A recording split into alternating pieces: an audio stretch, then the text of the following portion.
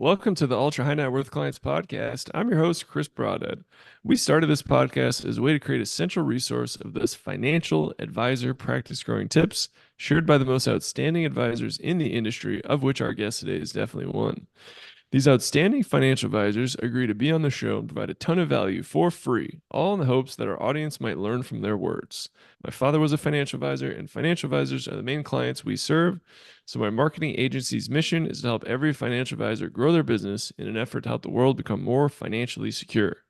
Today, we have the rare pleasure of talking with an incredible financial advisor, Tim Newton. Tim, can you introduce yourself and tell us a little about you? So I live in Minnesota, USA. I started in this business 28 years ago. Originally worked for one of the large brokerage firms, and then 17 years ago, one of my sons, who also was working for that same firm, he and I left there to form our own company. And so for 17 years, we've been independent. And then my other son joined us about 14 years ago. And that's kind of what we've developed is our own company. It's been really great. This is a lovely career to be involved in. I think you just get to help people in such practical ways. It's enjoyable. So Mm-hmm. Awesome. Lot to dig in there. So, you said 17 years ago you left one of the big wirehouses with your son. yeah, What was the motivation, inspiration? How'd you find the courage to do that? yeah, that's the right word too, Chris, because I actually have a big sword sitting in the corner of my office with the word courage on it because it took some courage for me to pull that trigger. Uh, so we I was doing a lot of teaching for the other firm, the warehouse that we worked for. They emphasized volunteerism, and when they would hire, they were growing a lot. They were hiring new people. They needed veterans to help teach. So I volunteered to go to the headquarters and teach. I was usually gone 4 or 5 days a month. And whenever I was gone, this was back in the late 90s, we couldn't use email yet. It hadn't been approved by FINRA. So my clients really couldn't get a hold of me all day. And it was frustrating for me then to try to catch up with them in the evenings and things. And so we proposed to the firm that my son and I merge our offices, which our offices were nearby each other, but that we merge them so he would be available. And they said, no, we don't do that. We like to keep our offices separate, and we're looking to grow, not shrink numbers of offices. And so that's kind of the impetus that got us started because we thought, well, Mm, we really want to help our clients. That's what's on our heart. And if we can't do it under this environment, maybe we can make our own. But really, that was the only place we'd ever worked in this industry, and so we didn't really know what we were even contemplating. But there were others along the way that helped us. We had a couple of wholesalers from the mutual fund companies that gave us some really good advice and really helped us figure out a path to make this work. And so it all kind of came together. My son and I went on a men's retreat from our church, and the time that we had there, we just did a lot of contemplating about what should we do with our lives. And we decided, let's do this, let's give it a try. And it's worked out marvelously, but it did take some courage in the beginning for sure. wow. What an incredible experience to get to do that with your son as well. Yeah. Yeah, that has been, and they have now both my sons too involved. It has been amazing. And the fun thing about this is it was never the big plan. You sometimes have a family business where there's kind of it's designed this way and everybody should grow up and be in the business. And we never had a thought about that at all. It just kind of developed. And I make a point every January 1st of sitting them both down and saying, if you want to leave, you should leave because you're not bound here by some, hidden family tie. You need to do what you should do with your career. And I think that helps us to stay a little more healthy in our relationships with each other because sometimes those family intertwining things with business can be problematic. So Hmm. yeah, it's been really a blessing. The boys are both really good at this job. So it's good. Wow, that's awesome. So when you and your son, what's your oldest son's name? John. John. Okay. John, yeah, John and Peter. John and Peter. Nice. Um, so when you left you and your son John left the big wirehouse, were you able to take much of your client list, or did you have to kind of Yes, start over? we got quite a bit of it. I don't know the exact percentages. We didn't really track it that much, but I would say it was probably well over 50%. Well, it was over 50% of the assets that came and probably 50% of the client count. We had a non-compete, but we also knew sort of how to navigate that properly so that we wouldn't offend the non-compete. But we lived in a small town, so word sort of gets out what you're doing. It's not like you disappeared all of a sudden because you're still around. And so it took a few months, but pretty soon people were kind of on board. And the non-compete didn't restrict us from communicating with people that we were in business. We just couldn't solicit people. So we Mm, just followed the rules carefully and it worked out fine. And yeah, so it took a little time to get going, but then once we got rolling, it was quite good. hmm.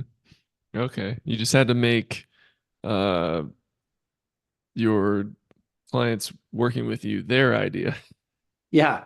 Well, yeah, it was sort of tricky. I mean, not really tricky, but it just I could send out, say, an invitation to an open house. As long as the invitation wasn't, please come and do business with us, just Hmm. come to our open house. Hmm. And then as soon as they would say to me, oh, well, can I do business with you? Well, now I'm not soliciting anymore. Now they've Hmm. asked me and it worked. They asked you what were you supposed to do? That's right. And the firm we left, they stayed friendly. I mean, Hmm. we told them we're not going to try to break our rules here. We understand our contract. I actually went to an attorney ahead of time that was specialized in this and said, "Give me the specifics of what I can and can't do so that I don't offend Hmm. this needlessly."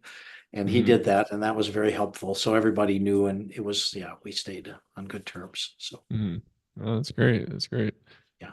So you left and you started your own firm, and you were then allowed to use email. Was there anything Yeah. else that you It kind of leveraged? coincided. We were using email at the old time by that time, but it was the old firm's policies were more restrictive back then just because their compliance approach was very cautious. And in some ways that's very good, but um, always there's a challenge in the compliance world, I think, between are we trying to protect the client or are we trying to protect Mm. ourselves, right? And Hmm. often you're doing both, but sometimes rules are really only about trying to protect the broker and the client is Hmm. not being well served. And so there's always a Yeah. conversation that needs to go on about that. So under the firm we're with now, there's a much more open attitude about that, and so it's much easier, I think, for us to work freely with clients and not worry so much about those kinds of things, and yet still be very compliant. We've never had any complaints we've had to work through or anything like that because I think our heart is to help the clients, and compliance is too. You just have to figure out how to navigate the various rules that are made and also work with the different regulators, which is challenging sometimes. So Yeah. Yeah. Awesome. Awesome.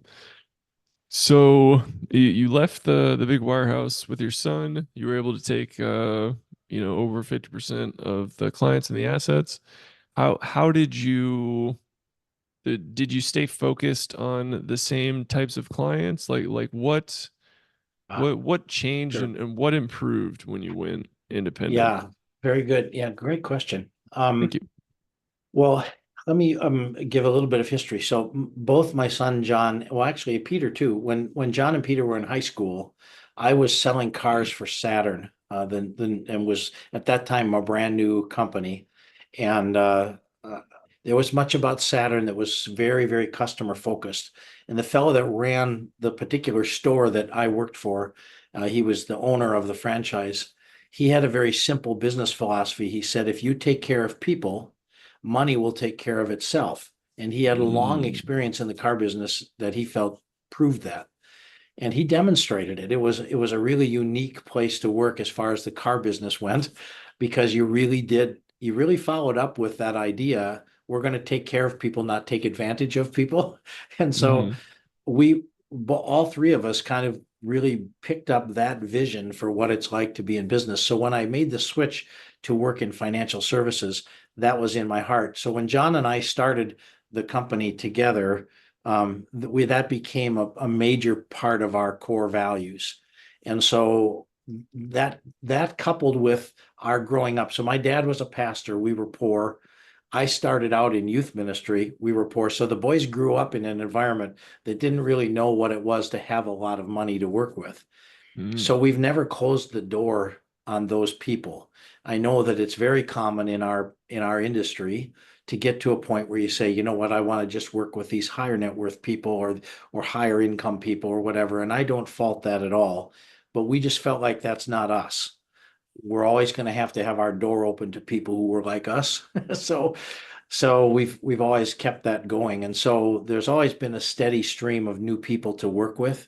And business has grown very nicely, sometimes on with small clients and sometimes with large clients. It all just kind of works it out. But we found that if we focus on the client, not on our own machine that is the business, that the machine begins to really function fine. And we then shape the machine to care for the clients, and that all kind of builds on itself, right? So that has worked out very well. Hmm. Yeah. No, I used to love Saturns. Yeah, I was it sad it they went was a great away. place to Yeah. work. I mean, there was just this freshness of attitude and a belief, a true faith in that you actually could take care of people and really it would work out. Over Hmm. time, that tends to degrade in big corporations because people start getting, well, I've got my goals. I got to keep my job, or I want my bonus, or we Hmm. have shareholder things, and little by little, the client starts moving off of the center stage.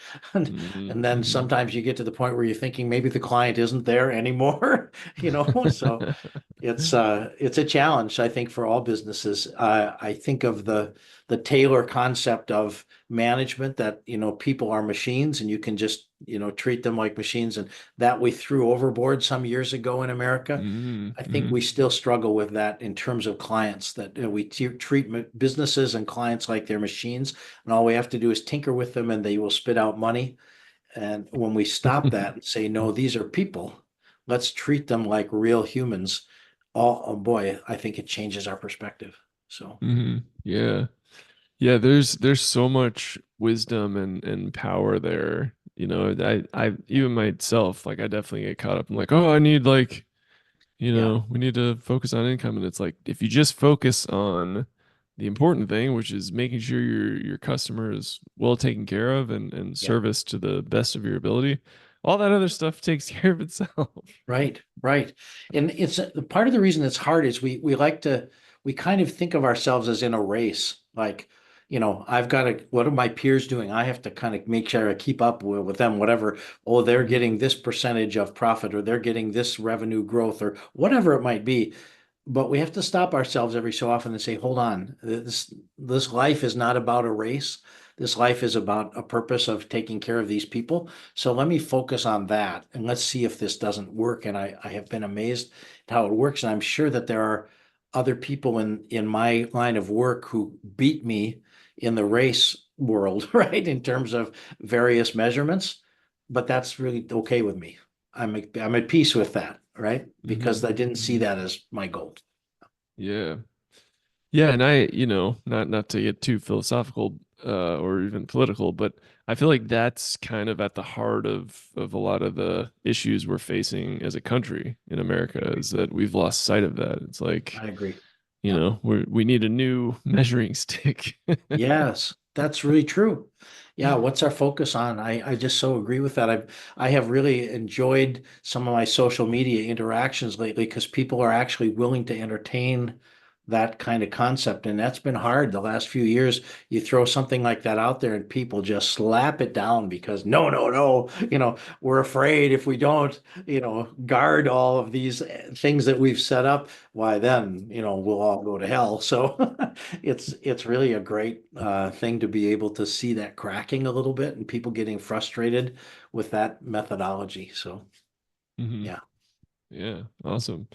So do you have a kind of tangible strategy or schedule to ensure that enough of your time is being focused on servicing current clients versus finding new clients? Or what's Yeah, your that's a strategy good there? question. We have been so fortunate. So far in our 17 years, we've never set a goal for new clients, but we've just found that as we take good care of the current ones, the new ones keep showing up. And some of Mm, it is referrals. When I was at my old firm, we worked hard on asking the question, who do you know? How can you give me a referral? And that was okay, but it does tend to make the current person feel a bit used. Like, like you're not just my client, you're also my source of future business. So come on, and I get that. And that's probably not a terrible thing at all, but it just didn't fit us very well. So we have made it clear to people that we really appreciate the referrals. We thank them profusely about that. But other than that, we haven't pushed that button a lot, but it just kind of starts to happen. I think one of the ways you sort of differentiate yourself is by if you truly do focus on clients, they remember that because there's not a lot of that going on sometimes. And hmm they tell their friends and whatever, and the whole thing just kind of goes on its own. So we haven't really set goals for that, but more stayed focused on that client, and then the thing just kind of goes on its own. It makes us chuckle sometimes because we do go to meetings where we're harangued a little bit by our our peers about not having, as organized a plan as they would like us to see they'd like to see us have.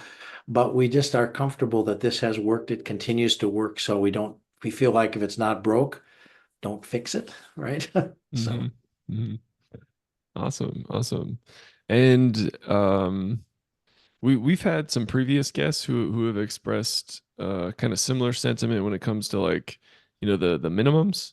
And yeah, and they're like, they're kind of baffled sometimes. They're like, some of our clients that came to us with like 50 grand are now our biggest clients. yeah, And yeah, that's always just been in the back of my head. I'm like, yeah, I yeah. mean that I could see that happening all the time. And you're like, sorry, That's true. Yeah. 250, The, 500 million. That's right. The huge majority of people that have a 10 million net worth started out somewhere else, much Yeah. lower. Yeah. So rather than waiting for them to get there and then expecting that they would come knocking on your door or that you could go find them, we found it better just to start with all those people who need it. If we exist here just to help people, then let's just Mhm. help all of them. And some of them will rise up. And yeah, virtually all of our really big clients now are people we started with that were smaller. Mhm. And various things happened to them. We're getting some referrals now of people that have 4, 5, 6 million already. But really, so many of our highest net worth clients are people we started with that were much smaller, and that's okay. It's actually kind of fun because you just get the joy of growing together, almost like Mhm. being a family, growing up Yeah. together. And Yeah. and there's a lot of trust that comes from that too. Mhm. Them trusting us, but also us trusting them. We don't have a lot of fear about people flying away to other places because I think we're doing a good job of taking care of them. And actually, if we fail, that was another thing that the guy from Saturn taught me. One of our early meetings, we had to let go of an employee that wasn't functioning properly. And almost all the people around the table in the management group were kind of like, yeah, they weren't doing this and he stopped us all and he said, hold on a minute. If you have to fire somebody, you either failed to hire properly or you failed to train properly. So take Mm. the responsibility. It was a moment, it was one of those watershed moments for me. And I feel that way about clients. If a client leaves, it's because we probably didn't do something right, and Mm. so let's own that rather than resent it, rather than get all huffy about it. Let's look at it and say, okay, well, maybe we couldn't meet their need and it was good for them to go, or maybe we failed them in some way. Let's look at that. So that's Yeah. been helpful. Mhm. Yeah, that's awesome. And I love the idea that, you But most folks, regardless of their asset size, you're willing to work with them to help them, and then a few or maybe a lot of them turn into um, Yeah, large clients, and then it's like that pays for for you to help all those right. folks and Yes, more. exactly And you're right. like, Yeah, we that's got to exactly help right. so many folks and we made, you know, we got paid Yeah, handsomely to do it. Like, exactly. Yes, what yes, a yes. beautiful setup. Yeah. Yeah, exactly right. That's really great the way you said that. My wife and I, because when I worked in youth ministry, I got paid almost nothing, even though I was helping people. And Mhm. to this day, even though now I'm in my late 60s, I laugh sometimes and I say to my wife, I can't believe I get paid to do this because it's really fun. It's a great deal, and I'm getting paid at the same time. So yeah, it's like a dream. Yeah, yeah, that's awesome. Um, so I know, from my own personal business growth, like one of the biggest and hardest lessons that I continue to learn is proper client selection. Yeah, if you don't yeah, have kind of like your ICP, your ideal customer profile identified and dialed in, and ways to kind of find them, yeah, then that could lead to some real issues. yeah, And it's actually like if you find the wrong clients, that could almost ruin your business because they're sure. gonna cause such a headache and Yeah, yeah. all that. So do you have specific, do you and your team and your sons, do you have specific ways to make sure a client's a good fit before you agree to work with them? Yeah, right. And actually, I think maybe 10 years ago, we actually wrote down that kind of profile, but I don't know that we remember to refer back to it because I think it's sort of ingrained in us. We Hmm. kind of know who we are, what we're best at. So whenever we're picking up a new client, even if they're coming to us with, a 24-year-old that wants to put $100 a month in a Roth IRA, we try to talk with them about, what are your goals? And well, now this goes back again to some sales training from a long time ago for me, where there was a fellow from England that did a really long research study and found that the best closers in business are the people who ask the most powerful questions, not the Mm. people who have the slickest way to get people to sign, but rather people who ask the best questions, because then the deals sort of close themselves if they're supposed to. And Hmm. if they're not supposed to, you don't want them.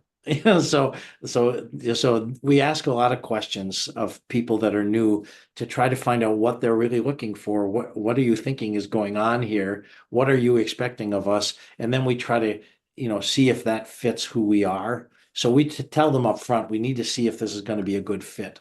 And Hmm. occasionally we're wrong. There are people who, feel like after a little while down the road, this is not working what I thought you were going to do. I thought maybe you were going to always take me out of the market just before it went down and get me in just before it goes up, or whatever the expectation might be that isn't working. And we need to just encourage them then to move on. And we don't like the term firing customers, because again, we feel like it's our responsibility if we didn't make that fit right. Now, sometimes Hmm. people change too. People go along in their life and they decide they want to do something differently than they were before. They want to handle their money differently than before, and that's good. We encourage them, go find somebody that will actually do that well for you, because it's not really who we are. So we're not afraid of that. We've again found that if we can fit well with the client that we have, then things kind of work out well. So Hmm. yeah. Awesome. Awesome. That's great. So we are coming towards the end of our time together. Okay. I could definitely ask you questions for the rest of the afternoon, but I will respect your time. I appreciate Um, that. before I ask my final question, I love that you're like literally in a family office. You work with both your sons. Yeah. To any advisors or business owners out there who are considering working with direct family members, sons, partner, wives, husbands, parents, any advice for maintaining not only the business relationship but the family relationship? and making, Yeah, that's a great making it question, thrive. Chris. Yeah. Yeah, so I think keeping those in your own heart, keeping those priorities clear so that to say, if the business fails, you're still going to be my son. Hmm. If you fail at the business, you're still going to be my son. So, making sure that's very clear that primary relationship is not threatened by either the success or the failure of the business Mm. is really an important key. And there are ways that you can sort of reaffirm that, whether it's special times of the year, a birthday, or other type of family celebration, where you can just reaffirm to people, you know what, let's remember that this is who we are to each other, right? And separate from the business. And then, also not setting the wrong expectations in the business, especially in terms of succession, right? We tried to set up kind of early what's going to be the exit plan for me so that there's not a feeling like, okay, this is on you guys. Don't ruin my future and my life, So that's helpful. So being thoughtful about that kind of planning, in some ways, treating people just like I would treat non-family business partners in some of those aspects, but then also in the family side, making sure that they understand the power, the relationship that I have with them is not affected by this business relationship. Hmm. Yeah. No, that's yeah, speaking of powerful language, that's just Yeah. you saying that. Yeah, it was very I got like I had emotional reaction. Uh, Yeah, that's good. yeah, that's awesome. And I feel like bringing your sons aboard, it's so great to work with family, and then that puts all of your clients' minds at ease. It's like, hey, you're like, you don't have to worry about me retiring. You got my two sons who are, maybe even more amazing than I Yeah, truly. That's a no-brainer for sure. They're am. better at this than me, so that's good. Yeah, Yeah, yeah. So yeah, that's a beautiful thing. yeah. Awesome.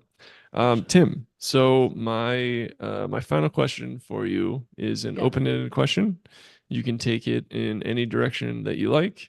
And that question is, what are you working towards? Ooh, that's a great question.